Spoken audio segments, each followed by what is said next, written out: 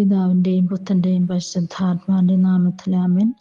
വിശുദ്ധ ലൂക്കാ എഴുതിയ സുവിശേഷം 10-ാം അധ്യായം 21 മുതൽ 24 വരെയുള്ള തിരുവചനങ്ങൾ.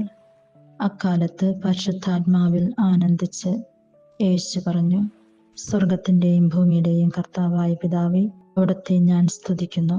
എന്തെന്നാൽ അങ്ങ് ഇവ ജ്ഞാനികളിൽ നിന്നും ബുദ്ധിമാന്മാരിൽ നിന്നും മറച്ചുവെക്കുകയും ശിശുക്കൾക്ക് വെളിപ്പെടുത്തി കൊടുക്കുകയും ചെയ്തു.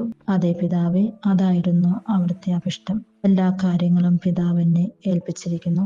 പുത്രൻ ആരെന്ന് പിതാവില്ലാതെ ആരും ഗ്രഹിക്കുന്നില്ല.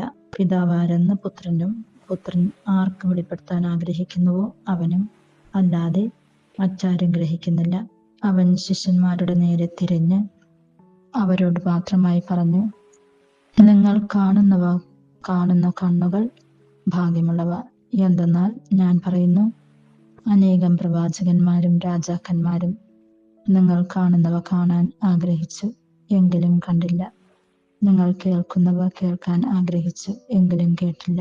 ഈ വചനഭാഗത്തിലൂടെ യേശു നമ്മെ ഓർമ്മപ്പെടുത്തുന്നതും നമ്മളെല്ലാവരും ശിശുക്കളെ പോലെ ആകുന്നതിന് വേണ്ടിയും അങ്ങനെയാകുമ്പോൾ ദൈവം തന്റെ ജ്ഞാനം കൊണ്ട് നമ്മളെ നിറയ്ക്കും. ശിശു സഹജമായ സ്വഭാവം നമ്മൾക്ക് നേടിയെടുക്കാം. മറ്റുള്ളവരോട് ക്ഷമിക്കുവാനായിട്ടും ദൈവത്തോടുള്ള ആശ്രയബോധം ഉണ്ടാകുവാനും എല്ലാം മറക്കുവാനായിട്ടും രമ്യതപ്പെടുവാനായിട്ടും അങ്ങനെയൊക്കെ ആകുമ്പോൾ സ്വർഗത്തിന്റെ രഹസ്യങ്ങൾ പിതാവായ ദൈവം നമ്മൾക്ക് പകർന്നു തരും. അങ്ങനെ ദൈവത്തെ കൂട്ടുപിടിച്ചുകൊണ്ട് നമ്മൾക്ക് ഈ ലോകത്തിലായിരിക്കുമ്പോൾ തന്നെ പ്രവർത്തിക്കുവാനായിട്ട് സാധിക്കും. അതിനായിട്ടുള്ള കൃപാവരങ്ങൾ പിതാവായ ദൈവം നമ്മൾക്ക് ഓരോരുത്തർക്കും നൽകട്ടെ എന്ന് പ്രാർത്ഥിക്കുന്നു.